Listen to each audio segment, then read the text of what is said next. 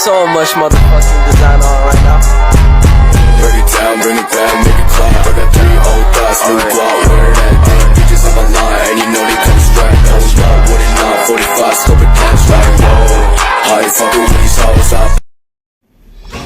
Bismillahirrahmanirrahim. Assalamualaikum warahmatullahi wabarakatuh.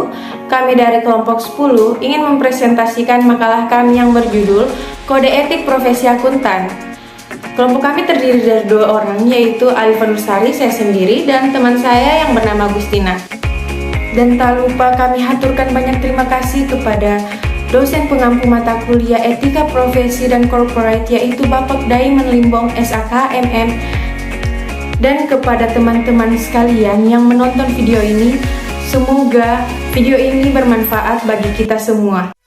Langsung saja yang akan kami bahas dalam materi ini, yaitu yang pertama etika, yang kedua struktur kode etik akuntan, yang ketiga kerangka konseptual, yang keempat prinsip dasar bagi seluruh akuntan, yang kelima resolusi konflik, yang keenam kode etik untuk akuntan dalam bisnis. Yang pertama yaitu etika. Kode etik merupakan rumusan tertulis dalam bentuk hukum positif tentang norma, prinsip moral, dan etika harus dicerminkan dalam perilaku masyarakat atau kelompok sosial tertentu sesuai dengan bidangnya. Etika dalam artian norma atau prinsip moral atau etika murni merupakan acuan yang menilai apakah perbuatan yang dilakukan merupakan sesuatu yang baik atau yang buruk. Yang kedua yaitu struktur kode etik akuntan. Struktur kode etik akuntan dalam bentuk prinsip dasar atau fundamental principles dibagi menjadi 3 bagian, yaitu prinsip-prinsip dasar etika bagi seluruh akuntan bagian A, yang kedua kode etik dalam akuntan publik bagian B, dan terakhir kode etik bagi akuntan dalam bisnis bagian C. Teman-teman sekalian, di sini kita dapat lihat bagian dari kode etik akuntan. Yang ketiga yaitu kerangka konseptual.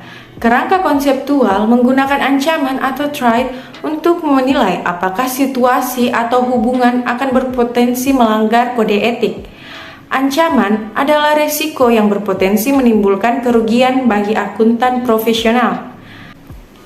Selanjutnya, materi akan dibawakan oleh teman saya kepada Saudari Agustina. Saya persilahkan. Baik, selanjutnya di sini ada kerangka konseptual. Di kerangka konseptual ini terdapat benturan kepentingan, ancaman, dan pencegahan. Benturan kepentingan ini dapat terjadi apabila terdapat kondisi seperti ini. Yang pertama, akuntansi profesional menerima kegiatan profesional yang berkaitan dengan objek tertentu dan berbeda secara berlawanan satu sama lain. Nah, yang kedua, kepentingan akuntansi profesional sehubungan dengan objek tertentu dan kepentingan pihak dengan siapa penugasan diperoleh berada dalam keadaan berlawanan atau konflik. Nah, selanjutnya di sini ada ancaman. Ancaman-ancaman tersebut terdapat terbagi menjadi 5 kategori. Yang pertama, adanya kepentingan pribadi. Yang kedua, adanya telah pekerjaan sendiri. Yang ketiga, adanya posisi advokasi. Yang keempat, adanya hubungan kefamilian. Yang kelima, adanya intimidasi.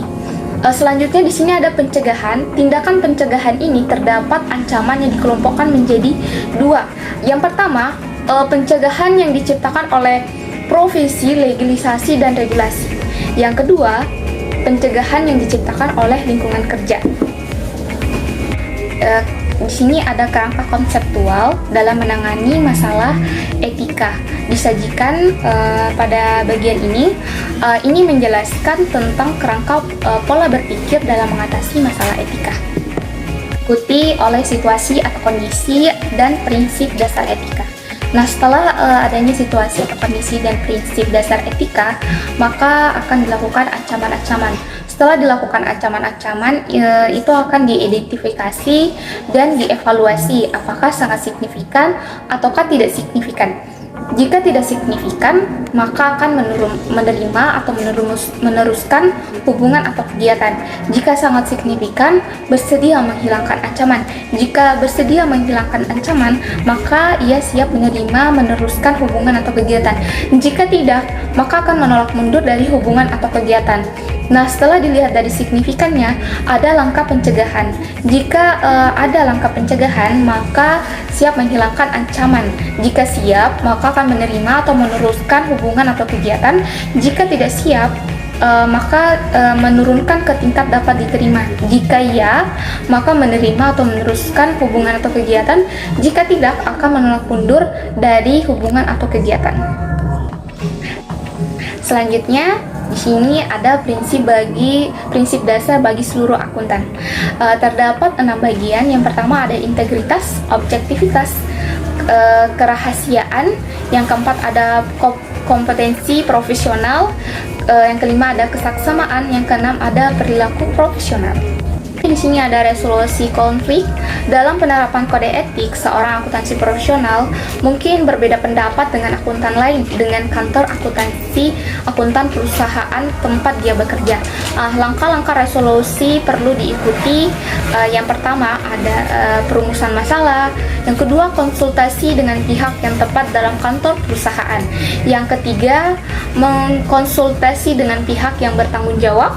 Yang keempat, meminta nasihat dari organisasi, profesi yang relevan atau penasihat hukum. Selanjutnya, di sini ada kode etik untuk akuntan dalam bisnis. Pada dasarnya, akuntansi profesional yang bekerja dalam bisnis tidak boleh secara sadar melakukan kegiatan bisnis atau menduduki jabatan atau kegiatan yang dapat mengganggu integritas, objektivitas atau reputasi yang mengakibatkan tidak dipatuhinya prinsip-prinsip dasar etika. Di sini ada kode etik untuk akuntan dalam bisnis dalam seksi-seksi. Yang pertama ada seksi 310 benturan kepentingan, ada seksi 320 penyusunan dan pelaporan informasi. Selanjutnya ada seksi 330 bekerja dengan tenaga ahli yang cukup. Selanjutnya ada seksi 340 kepentingan keuangan, kompensasi dan insentif yang dikaitkan dengan pelaporan keuangan dan pengambilan keputusan. Selanjutnya ada seksi 350 itu godaan. Terima kasih. Selanjutnya saya kembalikan kepada moderator. Kesimpulan dari makalah ini yaitu salah satu syarat dari suatu bidang pekerjaan untuk dapat dinyatakan sebagai profesi adalah adanya standar perilaku atau kode etik yang mengatur hubungan antara praktisi, klien, dan masyarakat. Kode etik dibuat untuk menjaga kepercayaan publik tersebut terhadap profesi yang bersangkutan, dan anggota profesi harus mematuhi kode etik. Dan selanjutnya, kode etik akuntan didasarkan atas kerangka konseptual dan prinsip-prinsip dasar yang menjadi landasan pengembangan aturan etika. Kerangka konseptual memuat faktor-faktor yang dapat menimbulkan ancaman terhadap upaya mematuhi prinsip-prinsip dasar etika. Setiap ancaman perlu diidentifikasi, dievaluasi, dan dilakukan tindak pencegahan. Sekian pemaparan presentasi makalah kami. Lebih dan kurangnya mohon dimaafkan. Wabillahi taufiq wal hidayah. Wassalamualaikum warahmatullahi wabarakatuh.